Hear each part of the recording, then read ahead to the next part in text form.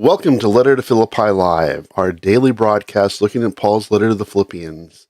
Today we continue our study in Philippians 3, 4 through 11. And we'll be looking at what I entitled this section, The Centrality of Messiah Yeshua, that after dealing with the opponents to the gospel, to the false teachers that came in, that Paul warns about in chapter 3, verses 1 through 3. In this section here in 4 through 11, we'll be looking at Paul's confronting the false teachers by showing them that if he was to boast in himself like they were boasting themselves, he has a spectacular Jewish resume that he can hold out before them. And if they were to boast in their status in this world, their status and whatever false teaching they're promoting, they said either if it was somehow some false teaching about Gentiles needing to convert to Judaism, or as we saw in Mark Danos' work, that the false teaching was about them being brought back into the religious cults of Philippi, including, as we see with the worship of Cybele, that they had the ceremony where the initiates into the worship of Cybele would go through dancing crazily like dogs, would be involved in being evil workers by participating in evil worship, and even more, and being mutilated by them being castrated for the worship of the pagan god Cybele.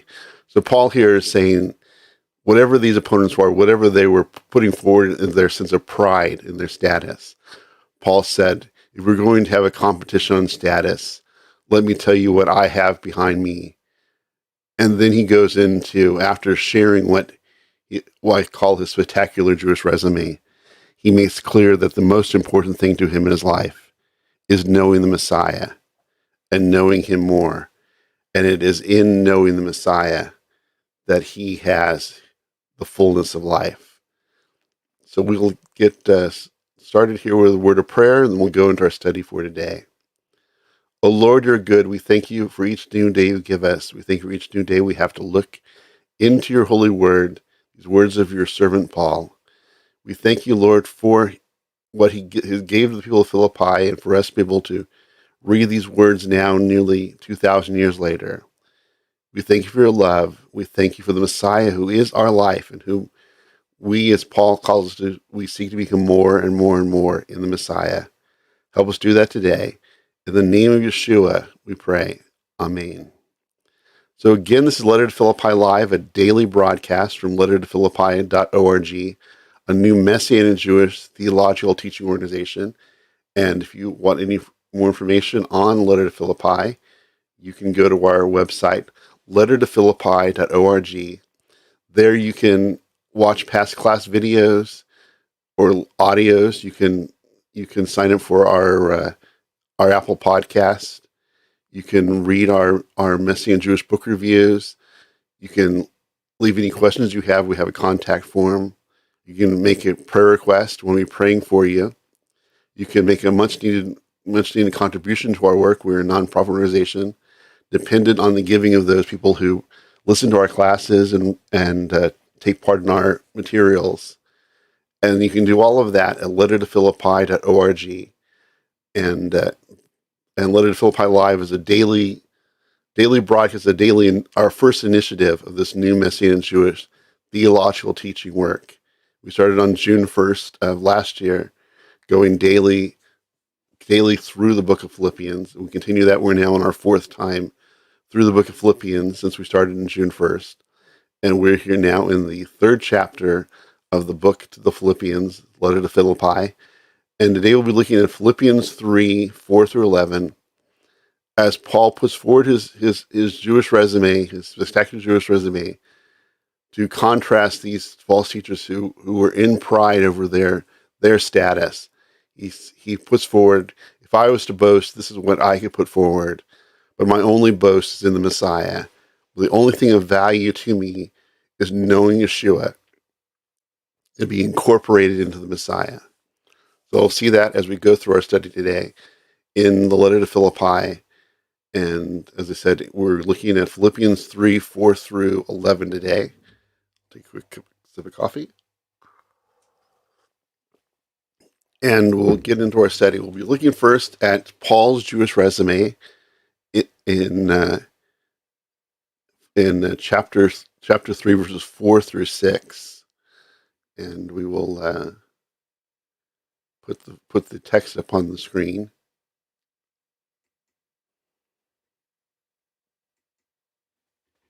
And we read in verses 4 through 6. Even though I certainly... Oh, what's this?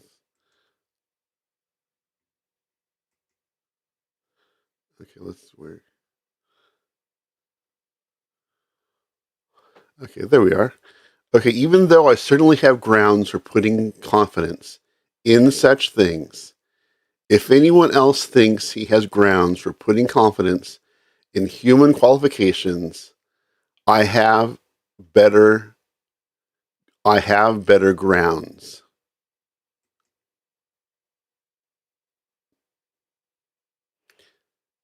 Brit Milah on the 8th day, by birth belonging to the people of Israel, from the tribe of Benjamin, a Hebrew speaker with Hebrew-speaking parents.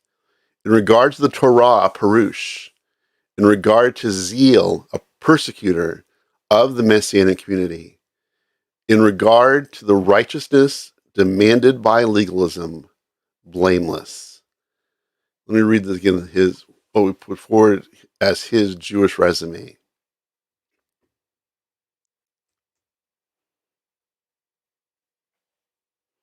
Even though I certainly have grounds for putting confidence in such things, if anyone else thinks he has grounds for putting confidence in human qualifications, I have better grounds. Brit Milah on the 8th day, by birth belonging to the people of Israel, from the tribe of Benjamin, a Hebrew speaker with Hebrew-speaking parents.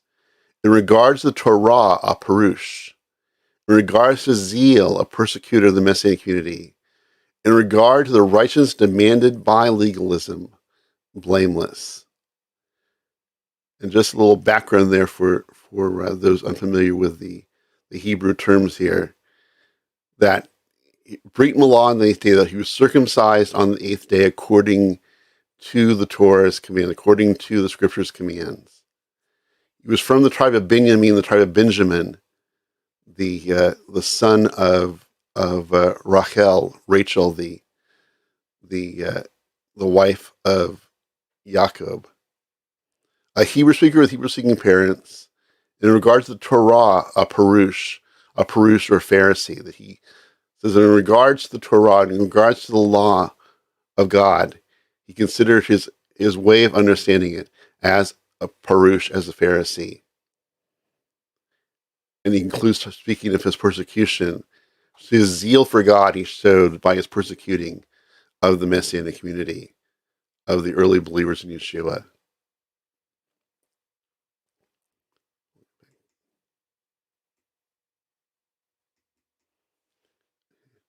Many commentators see these verses as a way for Paul to out-credential the opponents who are advocating for Gentile circumcision and Torah observance for Gentiles by putting forward a spectacular Jewish resume.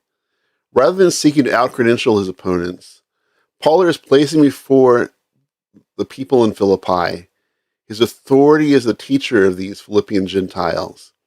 Paul is instructing them about the new life within Jewish life as Gentiles and his authority over those opponents who are trying to bring the Philippian Yeshua followers into conformity with their former pagan life and the norms of society. So there are two opinions on what Paul is actually doing here. Is he seeking to out-credential these false teachers?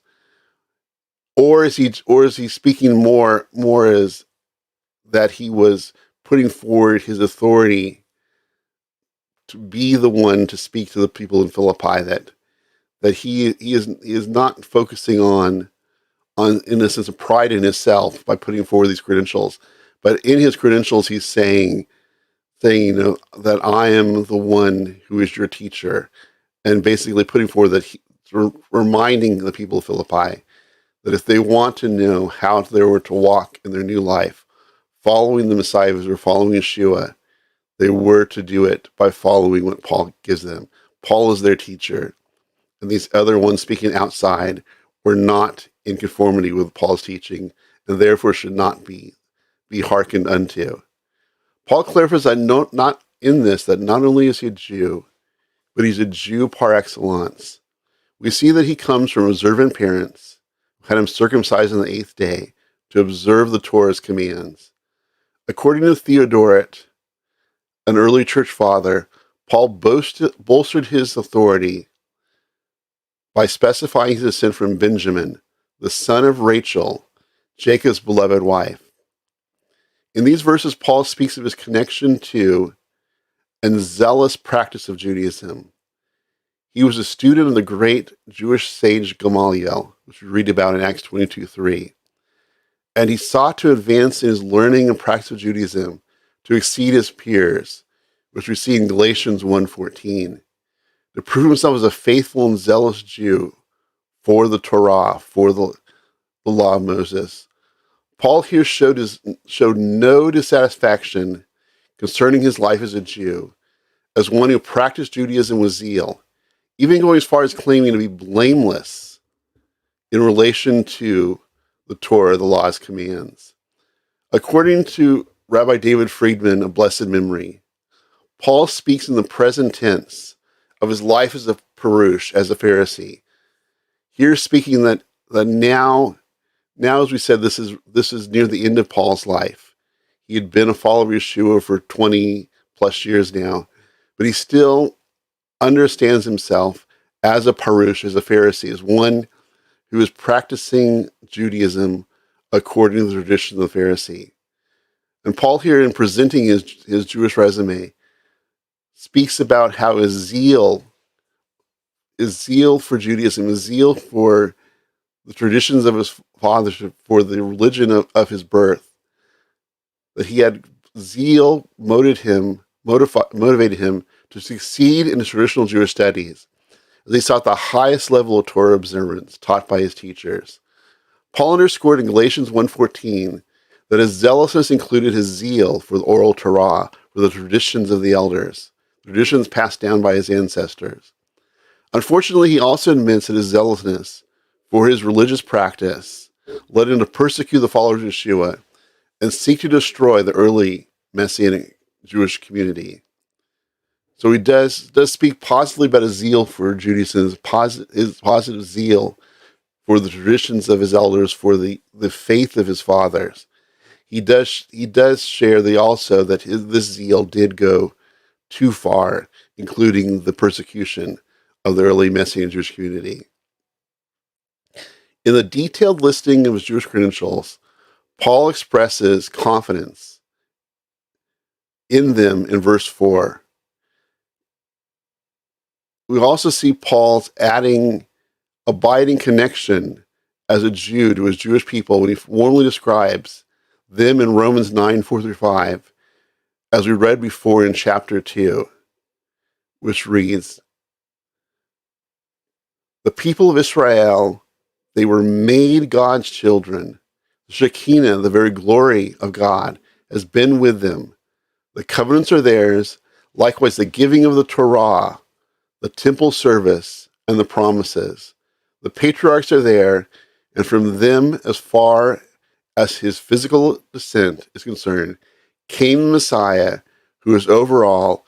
Praise be Adonai forever. Amen." In stating that he is a Hebrew speaker with Hebrew-speaking parents, Paul emphasized that he lived within a Hebrew-speaking family and community, and therefore had a higher status than diaspora Jews, from outside of this Hebrew-speaking world. Paul stressed it to his opponents who focused on human qualifications that he had better qualifications than they did, which could indicate his opponents were converts to Judaism, Paul points out his lifelong status as a Jew, as well as his status as a Hebrew-speaking Jew. Paul's listing of his Jewish credentials and heritage in Philippians 3, 4-6, and in Romans 9, 4-5, brings to mind the words of the Passover song, Dainu. In this song, sung during the Passover Seder, we see a progression of 15 miracles performed by God for the Jewish people. And we read them in progression. Each of these miracles that God did for the Jewish people. Number 1, if he had brought us out of Egypt. 2, if he had executed justice upon the Egyptians. 3, if he had executed justice upon their gods. Number 4, if he had slain their firstborn. Number 5, if he had given us their health and wealth. Number 6, if he had split the sea for us. Number 7, if he had led us through on dry land. Number 8, if he had drowned our oppressors. 9, if he provided for our needs in the wilderness for 40 years. Number 10, if he had fed us manna. Number 11, if he had given us Shabbat. Number 12, if he led us to Mount Sinai. Number 13, if he had given us the Torah. 14, if he had brought us in the land of Israel. 15, if he built the temple for us. Dainu. Following the recitation of each of these miraculous events in the life of the Jewish people during the Exodus is the chorus of Dainu, a Hebrew word meaning that would have been enough. The recitation of each of these miracles, from being brought out of Egypt to the building of the Holy Temple in Jerusalem, would in its own right be a sufficient blessing that would have been enough from the God of Israel as a gift to the people of Israel. Paul is likewise listing his Jewish credentials, minus his persecution of believers, as blessings from God, each of which is of great value, such as each of the miracles in the song, which can stand alone as miraculous acts of love for Israel by God, with each new miracle being even more of a blessing. As we will see in verse 8 below, Paul's greatest Dainu blessing in his life is knowing Messiah and following Yeshua. Everything else about his life and heritage is valuable and a divine blessing, but they do not compare with the revelation of Yeshua in his life. After an extensive listing of all that he can boast about in his Jewish resume and all that he had from birth and practice, Paul made clear to the Philippians that his only source of true confidence was in Yeshua, living in union with the Messiah as his sole focus. Let me read that again. After an extensive listing of all that he can boast about in his Jewish resume and all that he had from birth and practice, Paul made clear to the Philippians that his only source of true confidence was in Yeshua, living in union with Messiah as his sole focus.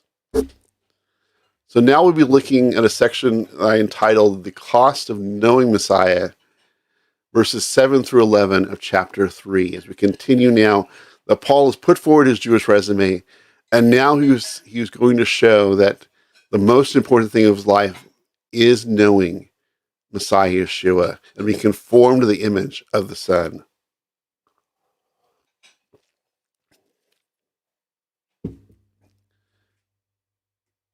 In verse 7 we read,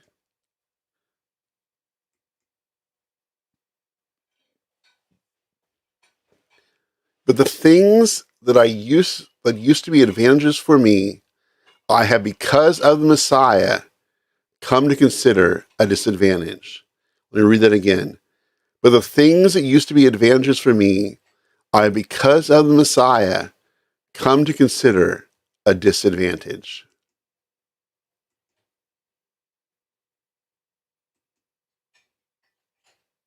Paul realized that in Yeshua, everything else pales, and that in this new life, his relationship with God was no longer based on his actions, human qualifications, and even a genuine Jewish background, but instead life is in Yeshua, as scholar Robert Sloan stated.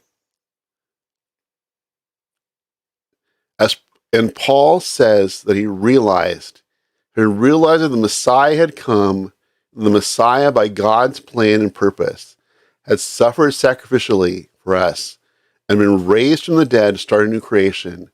Paul realized that those things that he was depending upon in the past were not sufficient to save. For Paul, knowing the Messiah and being integrated into the life of Yeshua has so transformed him that his whole identity, from the time of his encounter with Yeshua in the Damascus Road, is now wholly about becoming more and more and more in Messiah. Let me read that again. Those are powerful words.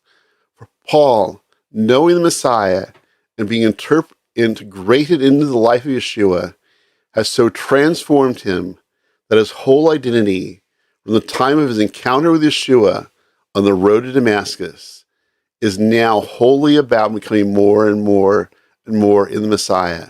The core of his life is the transformation he had in his experience of coming to know Yeshua as the Messiah of Israel.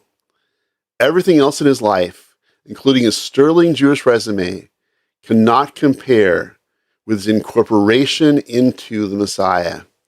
His life itself is no longer his, but he now lives solely connected to and empowered by the Messiah. You read that again. I kind of stumbled on that. His life itself is no longer his, but he now lives solely connected to and empowered by the Messiah. We see this more fully in Galatians 2:20, which reads, "When Messiah was executed on the stake as a criminal, I was too, so that my proud ego no longer lives, but the Messiah lives in me. And the life I now live in my body, I live by the same trusting faithfulness the Son of God had, who loved me and gave himself up for me." Rather than looking at his pre-Yeshua life in Judaism negatively, Paul is now in Messiah looking back at his whole life and reevaluating all of his life compared to knowing the Messiah. He does not look back on his life before knowing the Messiah negatively as a conversion from Judaism to Christianity, but a new experience of Judaism and Torah life now in the Messiah. His life in Judaism is entirely in Yeshua without rejecting his past. We can see Paul here in the use of advantage, disadvantage, using similar language to Yeshua, our righteous Messiah, in Matthew 16:26, where Yeshua said, "What good will it do someone if he gains the whole world but forfeits his life? Or what can a person give in exchange for his life?" Here Yeshua is contrasting gaining the entire world, a great advantage, but at the great cost or loss of one's life. Unlike the person in Yeshua's example that shows advantages in this world over life in the world to come, Paul considers all of no advantage for the supreme knowledge of union with the Messiah. I'll read that again. Paul considers all in his life of no advantage for the supreme knowledge and union with Messiah Yeshua. In verse 8 and 9 we read,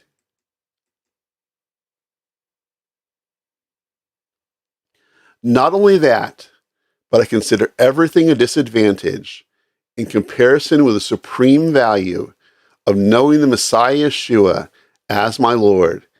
It was because of him I gave up everything and regarded all as garbage to gain the Messiah."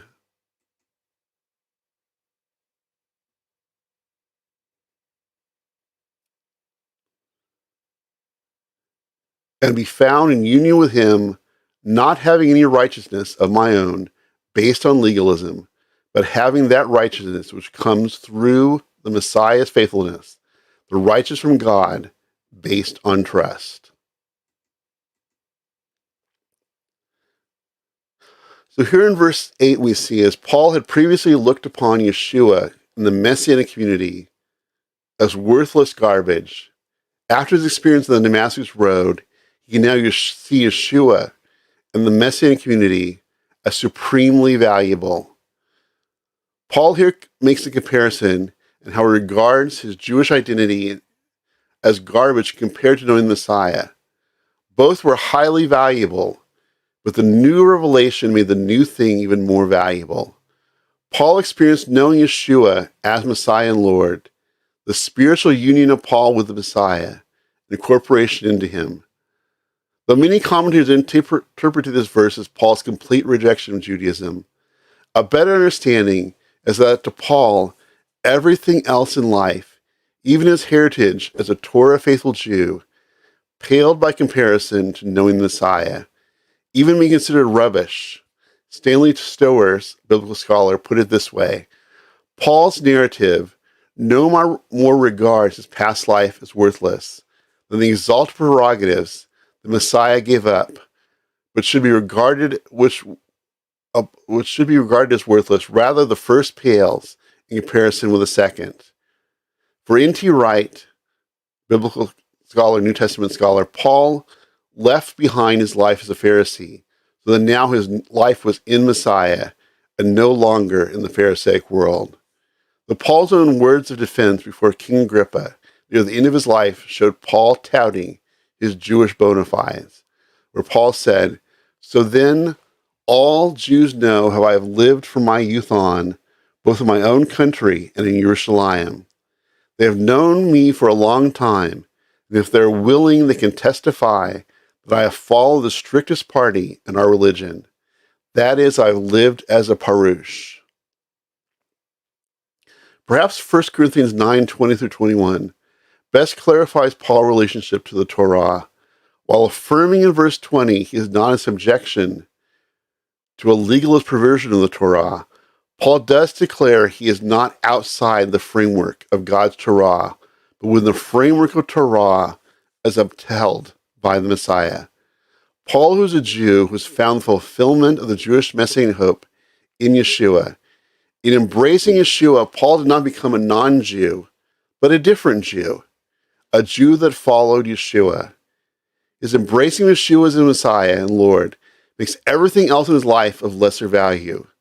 Paul now sees even those things of highest value, including spectacular Jewish heritage and practice of Judaism, as valueless compared to knowing Yeshua and experiencing the new life that comes from union with Messiah. Gaining Messiah is to Paul so profound and transformative that all else drops in comparison. Let me read that again. This comes from scholar Marcus Bachmel, who was very important in my studies of Philippians. And he says, gaining Messiah is to Paul so profound and transformative that all else drops in comparative value. From the time forward, Paul continues living as a Torah faithful Jew, as we see in 1 Corinthians 9:21. Only now he does so as a Jew seeking to be more and more like the Messiah. Let me read that again. From this time forward of his encounter with Yeshua, Paul continues living as a Torah faithful Jew, as described in 1 Corinthians 9:21. Only now he does so as a Jew seeking to be more and more and more like the Messiah. So Paul continues his life after his encounter with Yeshua, living as a Torah faithful Jew, but now as a Torah faithful Jew seeking to conform himself to the image of the Messiah and become more and more and more in the Messiah as he continues to practice his life as a Torah faithful Jew. Paul can say with conviction in Acts 28:17, "Brothers, although I have done nothing against either our people or the tradition of our fathers, I was made a prisoner in Jerusalem and handed over to the Romans." Paul made this statement near the time he wrote Philippians, based on the understanding the letter was written during Paul's final imprisonment in Rome. Before the accusing Jewish leaders, Paul declared his faithfulness to the Torah and even the traditions of our fathers. The tradition is also known as the Oral Torah, would later be codified in the Mishnah. Paul understood that in the Messiah, his righteousness no longer depended on his work and observance, but the righteousness he attained by placing his faith trust in Yeshua. Paul could continue living his faith in Yeshua. Paul could continue living his life as a Jew, following the Torah, knowing Messiah was the source of his righteousness. And he could live out his life as an act of obedience alone and not to attain righteousness. Paul understands now that he continues to live his life as a Torah faithful Jew. And his life as a Torah faithful Jew is a continuing act of obedience to God, not as a way of seeking righteousness, but seeking to obey the words that God has given, obey the commands that he was given as a Jew. That his life now, living as a Torah faithful Jew, was a life of obedience, following the Messiah of Israel, that his righteousness was secured in the Messiah, and he continues to live as a Torah faithful Jew by following the words of the Messiah and following the Messiah as a Torah faithful Jew, and seeing him become more and more like the Messiah as he continues to live his life as a Jew, now as a Jew following the Messiah of Israel. Paul now fully depended on the righteousness of his Lord. From his encounter with Yeshua on the road to Damascus, Paul was on a lifelong journey to know the Messiah more. Paul knew at the completion of his journey lay the Messiah and life eternal, and all that he lost for that gain was well worth whatever was ahead. What Paul gave up to know Messiah could be his former career path in the large Jewish world as a Pharisee trained at the feet of Gamaliel, the great sage, which we read about in the book of Acts. Paul had before him the possibility of a great honor and respect as one of the great Jewish teachers and leaders of the Second Temple period. He could have even followed his teacher Gamaliel as a leader in the Sanhedrin. But he let this path go, to choose another one that led toward Yeshua. His choice was between being a respected sage and leader in the larger Jewish world or being a persecuted emissary of Messiah Yeshua, and he chose the latter. Paul uses his rhetorical gifting to make clear to the Philippians the extreme value of knowing Yeshua and being incorporated into the Messianic community, which can render all worthless in comparison, even referring to his pre-Yeshua life as garbage. Early church father John Chrysostom, in his homilies on Philippians, written in the 4th century of the Common Era, has been the basis for much of the anti-Judaism interpretations of Philippians. Yet in his homily on this verse, he provides an interesting analogy that helps us to understand Paul's need to differentiate and choose. And we read, this is from Chrysostom's homily on Philippians on this verse on 3:8. For as a poor man that was in hunger, as long as he has silver, escapes hunger. But when he finds gold and is no longer able to keep both, considers it loss to retain the former, and having thrown it away, takes the gold coin. So also here, not because the silver is lost, for it is not, because it is impossible to take both at once, but it is necessary to leave one. So looking at these words here from Chrysostom, we see that a comparison to what we have this story of this poor man with all of his worldly wealth in silver. And as long as he has that, he can escape hunger. He has enough silver that he's carrying with him that can support him in his life and to keep him from hunger, to supply his needs. But in his journey, he came across a bag of gold, and which is of greater value, and he can only carry one of the two. He's got silver enough to supply all of his needs, can take care of his life, to keep him from hunger, to keep him clothed, keep him housed. All of his needs are taken care of with the bag of silver. But he sees the bag of gold, which is worth far more, and he can only carry one of the two. So he considers the silver, which is his sustaining source of funds, is enough to keep him alive.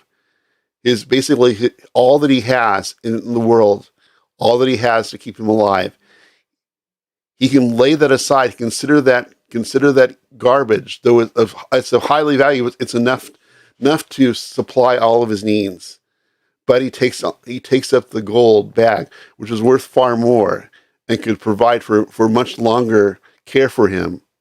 Though all of his needs were provided with the silver, he's able to lay it aside and even consider it garbage.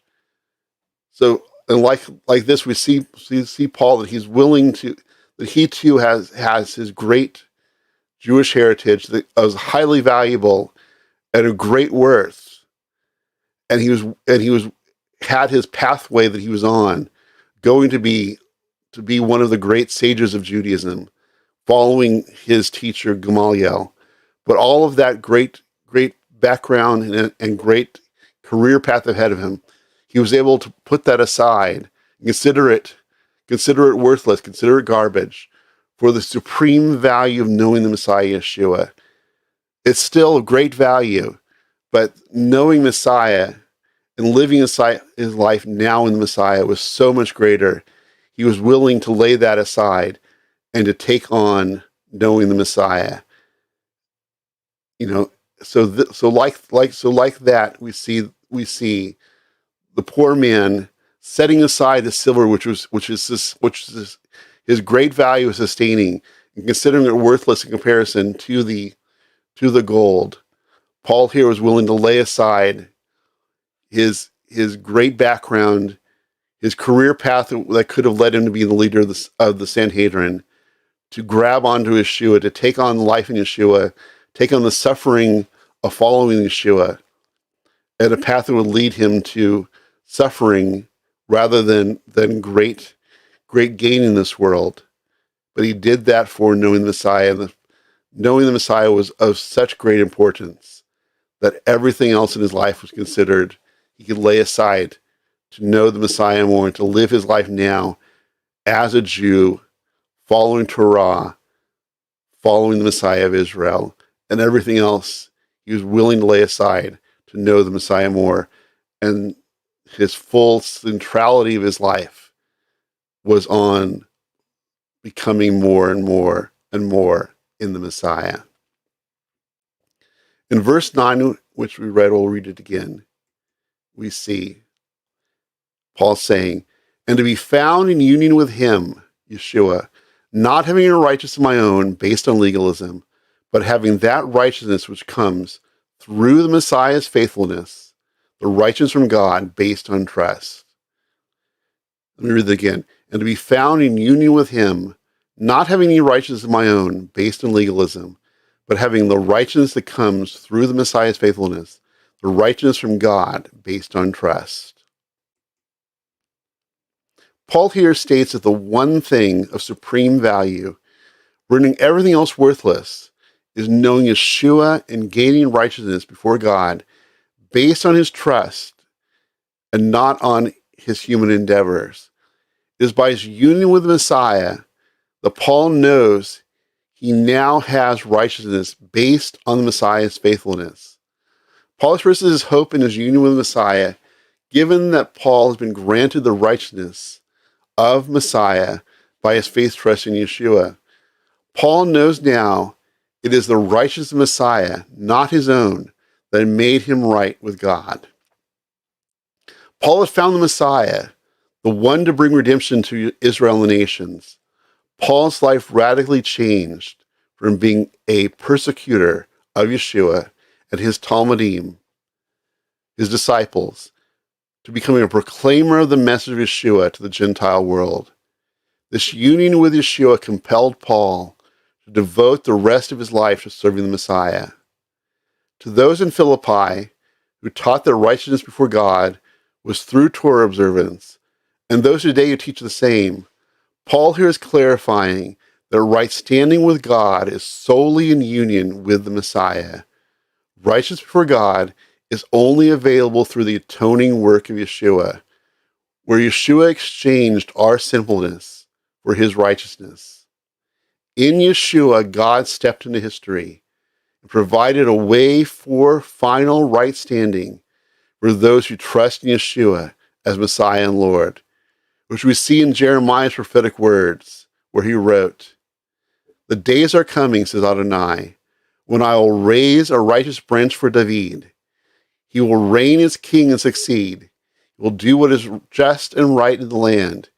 In his days, Yehuda will be saved. Israel will live in safety, and the name given to him will be Adonai Tzidkenu, Adonai our righteousness. The Lord is our righteousness." And that's from Jeremiah 23, 5-6. Paul here is making sure, via his own experience, that the Philippians know the righteousness of God is available only in Yeshua. Any effort at seeking righteousness before God outside of Yeshua falls short. In Romans, Paul spoke of the righteousness of the observant Jewish community. And this is from Romans 10, 1-4, where he wrote, "Brothers, my heart's deepest desire and my prayer to God for Israel is for their salvation, for I can testify to their zeal for God, but it's not based on correct understanding. For since they are unaware of God's way of making people righteous, instead seek to set up their own, they have not submitted themselves to God's way of making people righteous. For the goal which the Torah aims is the Messiah, who offers righteousness to everyone who trusts."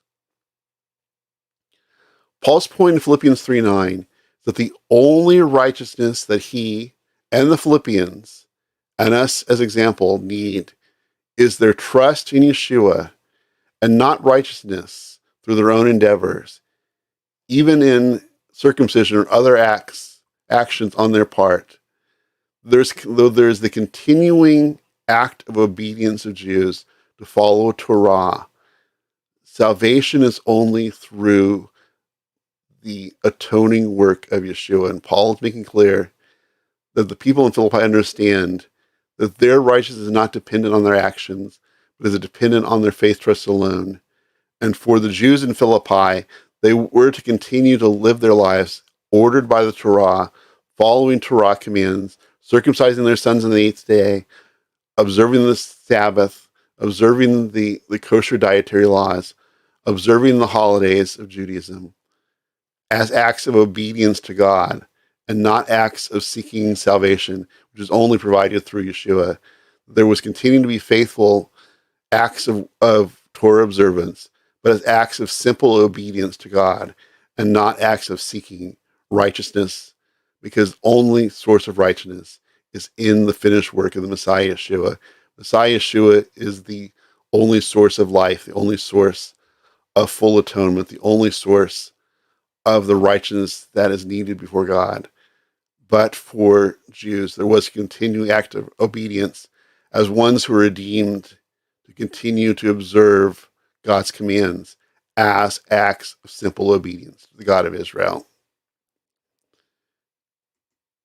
In verse 10, we continue.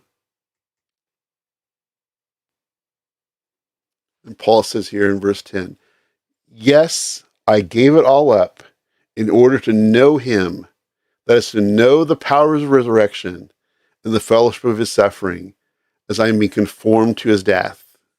Let me read that again. "Yes, I gave it all up in order to know him, that is to know the power of his resurrection and the fellowship of his sufferings, as I am being conformed to his death." Paul here reflects on what he gave up, as stated above, considering all that he had previously valued in his life, even a spectacular Jewish resume, to fully know Yeshua and to model himself like his Messiah. We can see Paul here acknowledging that in Yeshua he has received what Moses and the other prophets had hoped, the reality of intimately knowing God because of the work of Yeshua on his behalf, This reality included taking on suffering like his master. It is in seeking to more fully know Yeshua and experience the power of the resurrection life in Messiah that has become Paul's sole passion. Considering his Damascus Road experience, Paul's life is a continuous striving to conform himself to the Messiah, to gain the resurrection that only Yeshua offered. So Paul here in verse 9, or verse 10, speaks about all that he gave up to know the Messiah, to know Yeshua. He was willing to give up everything in his life, everything. He was willing to devalue anything else in his life, but to know the Messiah. All that he had, his as I said, his particular Jewish resume, his career path that he could have followed, be one of the great sages in Judaism. He laid that all aside for a life of suffering, a life of sorrow, and a life that would eventually lead to the executioner's blade with his life when he was beheaded under Nero. He gave everything up in his life, everything of value. He was willing to lay aside to know the Messiah, to know the power of his resurrection, to know the suffering of the Messiah and be conformed to the Messiah, even conformed to the Messiah's death, which he gave his life, laid down his life for his devotion to Messiah Yeshua.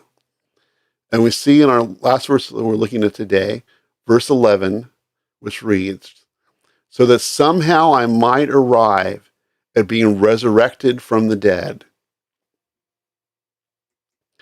Paul here is not questioning his eternal destiny. He knows that in his knowledge of Messiah, in his commitment to the Messiah, his trust in the Messiah, he has eternal life. He knows that is ahead of him. So he's not questioning his eternal destiny. But Paul here is stressing the importance of his own actively striving to model the Messiah in his life. And he commends the same striving to the Philippians, and us by example. So Paul here is saying, it could look as if Paul somehow was saying that he's hoping that somehow he can strive to make it over the line, do enough to gain his salvation. But he knows his salvation is secure in the Messiah, and he's not speaking about striving to earn salvation, but seeking to become more and more like the Messiah, that he can be more and more Messiah in his life. That he's not questioning his salvation, but speaking about how he wants to continue in this life to strive to become more and more like the Messiah in this life, knowing that his eternal destiny is secure. He has received the atonement only Yeshua provides, and now he is seeking to spend what is left of his life, striving to become more and more like his master. Paul understood that the goal of his life was resurrection and eternal life with Yeshua. And he wrote in Romans 8:18, I don't think the sufferings we are going through now are even worth comparing with the glory that will be revealed to us in the future. So Paul here, as he concludes this section, speaking about all that he gave up to know the Messiah, and that in knowing the Messiah, he has gained eternal life. He has gained the full atonement. And now his salvation is secure. And it's not based on anything that he does, based solely on his faith trust in Yeshua. And he continues to live his life as a Torah faithful Jew, as active obedience to the God of Israel, to the God of his fathers. He continues to live his life now as a Torah faithful Jew in the Messiah, as a Torah faithful Messianic Jew, as we would say today. Paul will live his life now, striving toward that final day when he fully sees the Messiah and fully enters into that life anew, that life eternal in the Messiah. And as he said, he puts everything in his life is about the Messiah, and knowing the Messiah more and more and more, and seeking to continue all that he does to be transformed into the image of the Son, into the image of the Messiah, and to be, as he says in verse 9, to be found in union with him, not having righteousness of my own, but having the righteousness which comes through the Messiah's faithfulness, the righteous from God based on trust. So Paul here, in this section, this long section, as he said, we've put forward his Jewish resume, all of the greatness of his life as an observant Jew, many things that he could hold out as sources of pride if he were to do that. But he says his only source of pride is in knowing the Messiah and becoming conformed to the image of the Son. And everything in his life, everything of value, pales in comparison to knowing the Messiah. And he calls people in Philippi, and us by example, to take that mindset in ourselves, that the most important thing in our life is knowing the Messiah, becoming more and more and more in the Messiah. And anything of value in our life pales in comparison to knowing the new life that only Yeshua can provide, to be incorporated into him, and to know the atonement that only provides, and seek to live our lives, both the Jewish and Gentile followers of the Messiah, walking in his ways and seeking to become more and more like our Master every day. So Paul is calling us to understand the centrality of Messiah Yeshua in our life, that we as Talmudim Yeshua need to focus all of our life on serving the Messiah, and all of our life is focused on knowing him more, serving him more, and making him known more in our world. We are called to be in the image of the Messiah and to seek to be conformed to him every day.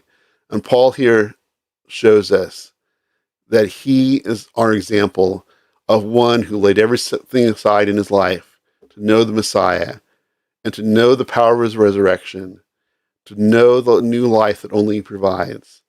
And Paul here is calling people of Philippi, and as by example, to take on that mindset, to take on that life, that the central point of our life, everything about our life, is becoming more and more and more in the Messiah.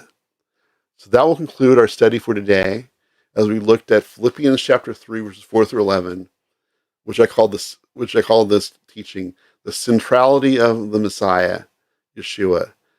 How Paul put forward that if he was to be proud of his background, he surely has the spectacular Jewish resume.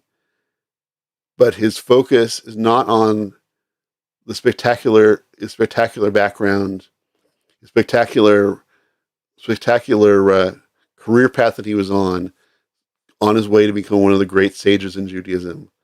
But his life from his encounter with Yeshua was now to be focused solely on living for the Messiah and becoming more like the Messiah, and to live his life now as an observant Jew following the Messiah of Israel and conform to that image of the Messiah, and seeking all that he does to give honor and glory to the God of Israel and to make himself conform to the image of the Messiah.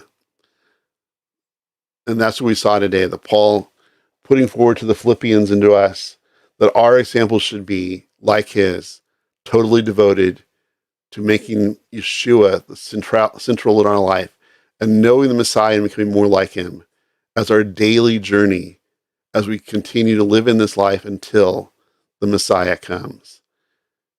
And we'll see that tomorrow as we continue on our study, that Paul now will be speaking more to the Philippians about their new life in the Messiah. Now that he's told them to focus their life on Yeshua, now he is calling the people to continue to become more like the Messiah and to live their new life in the Messiah and seeking to become more like him each day. So that will conclude our time for today here at Letter to Philippi Live, a daily teaching program from a Messianic Jewish theological perspective as we look at Paul's letter to the Philippians, letter to Philippi, and we continue here Monday through Friday, 12 p.m. Pacific time, 2 p.m. Chicago time, 3 p.m. Orlando time, 10 p.m. Jerusalem time, and also 1 p.m. Phoenix time. And we will be continuing our study looking at Philippians 3, verses 12 through 17, a section entitled The New Life of the Messiah, as Paul is continuing to teach the Philippians, now that they've focused their life on the Messiah, now how do they live this new life?